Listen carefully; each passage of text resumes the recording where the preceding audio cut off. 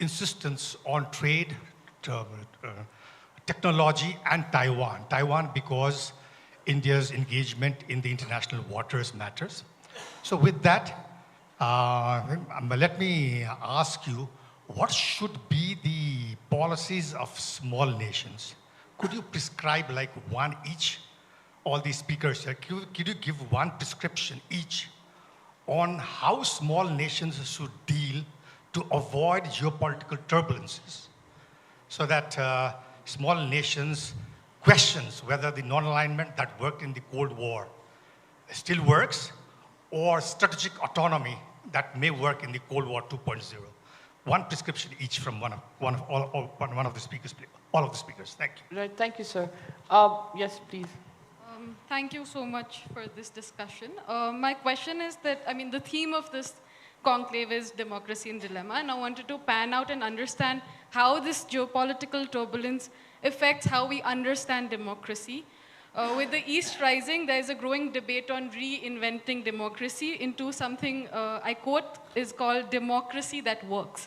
What does that mean also for younger democracies like us? And as we build our systems, how can we be forward-looking and understand democracy for countries like us?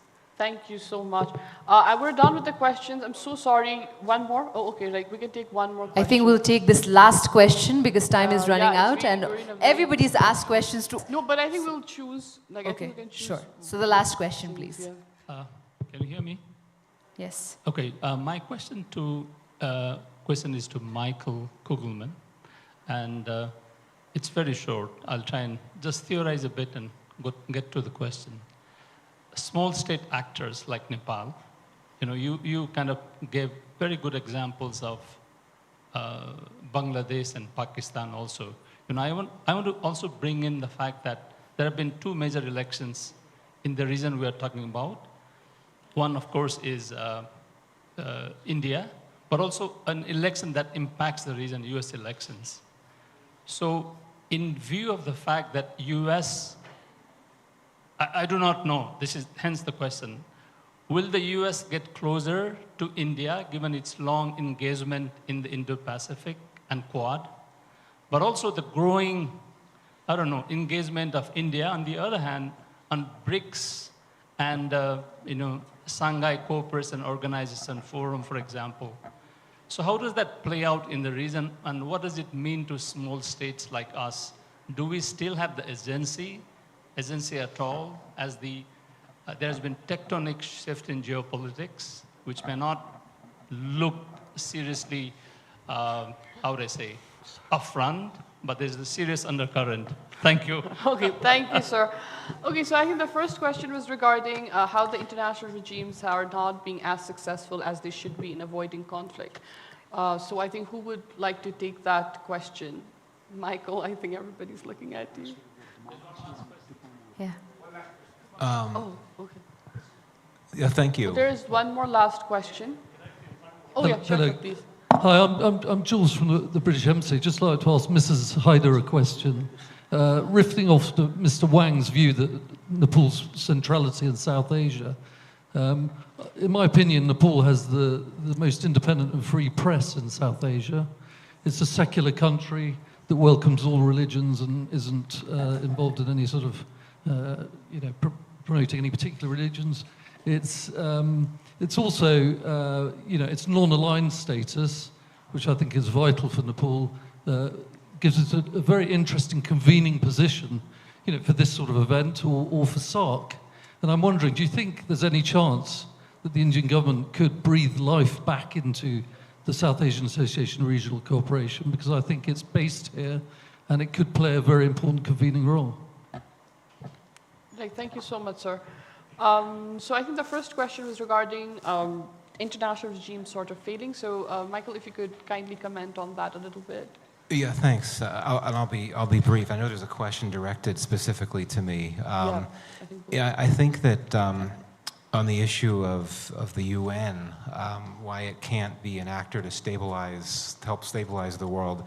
I'm not an expert on the UN, so I'm not going to go into that. But I would say this, that I think it's easy to overlook how effective and successful the UN has been with providing humanitarian support that provides its own form of stabilization to a degree. And that includes UN efforts in South Asia. If you look at how the UNDP and others have assisted with the Rohingya crisis, that's just one of a number of examples. I think that the question of how democracy fits into great power competition, I think that in the US there is a view that it's useful to look at US-China competition as something between democracy and authoritarianism. It's a very controversial way of going about that, because if you're the US, you set yourself up for accusations of double standards because of some of the US's own policies that, in terms of supporting undemocratic states, supporting countries that are democracies that have taken a turn for authoritarianism, and so on. We're not going to see the Trump administration take that position, at least not overtly. To the question to me, I guess what I'll say, to be very brief, on the question of, India, how it's looking to work with BRICS, or continue to work with BRICS and SCO, and indeed, as BRICS and SCO have both decided to expand and strengthen their desire to pose as alternatives to the West, what that could mean for India's relations with the West, I don't think it's going to have that much of an impact, just because I don't think that BRICS and SCO and groups like them are in a position, at least at this point, to actually serve as viable alternative models to the West. It's significant that they're gaining more members. I mean, BRICS is becoming it's intending to become a fairly large organization after not expanding at all, except when South Africa came on some years back. But I do think it's significant to look at that from the context of the Global South, that you clearly have rising global discontent about the Western-led system. And I think that's something that's oftentimes overlooked certainly in Washington and elsewhere. So I'll end there. Right. So I think Khadga sir would like to take the questions for about Binod sir's question on non-alignment or strategic autonomy. And of course, the young lady here, she asked about what does democracy sort of mean for countries like us. Thank you. Thank you. So I just would like to share my opinion with I forgot the name probably.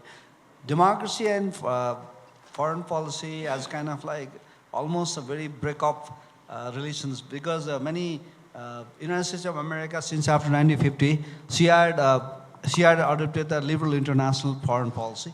But most of, even the United States of America supported non-democratic authoritarian regime even today.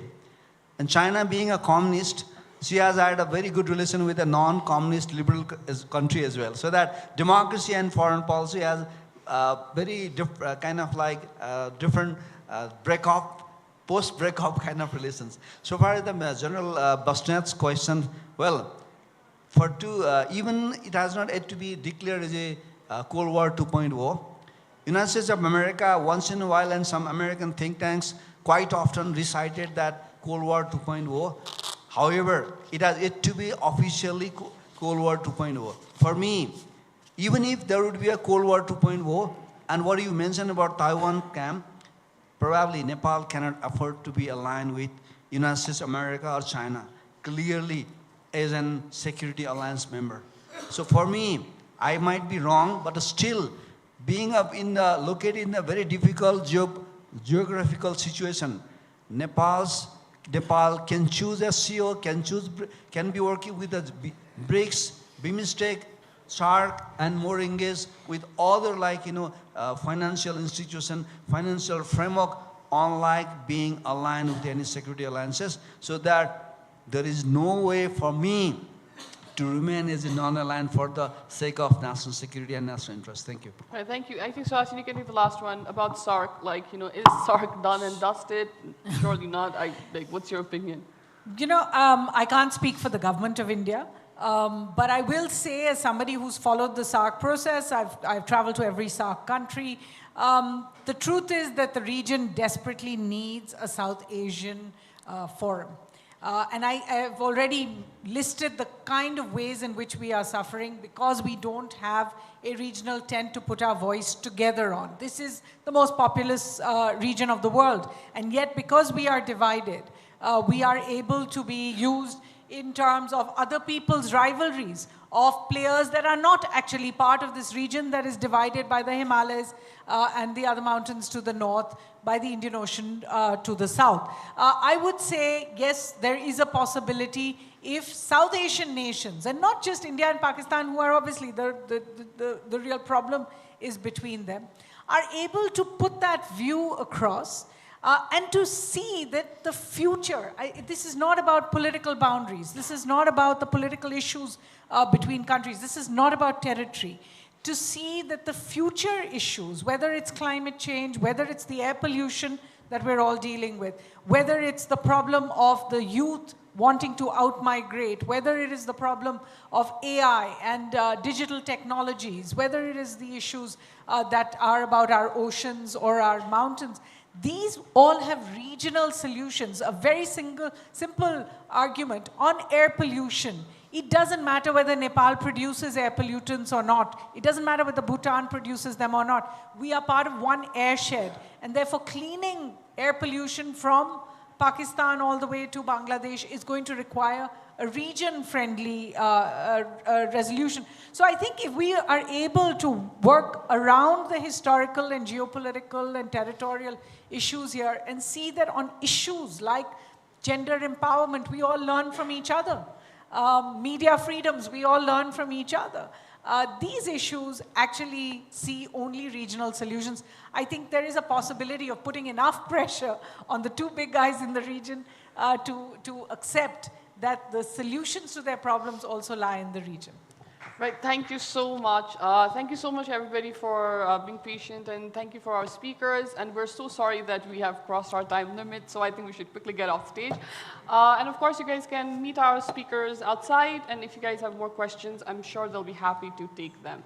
So thank you so much. Thank you very much to our moderator and to all our panelists. Definitely a very, very important session, which is why we had such active participation as well. Thank you to all those who actively participated. Ladies and gentlemen, before moving on to our third session, now thanking all our panelists as well, please do take your seat and definitely join us for the third session. That is going to be very, very interesting as we are talking about women champions from the field. I hope that we have a lot of participation for this third session, which is going to be on women champions from the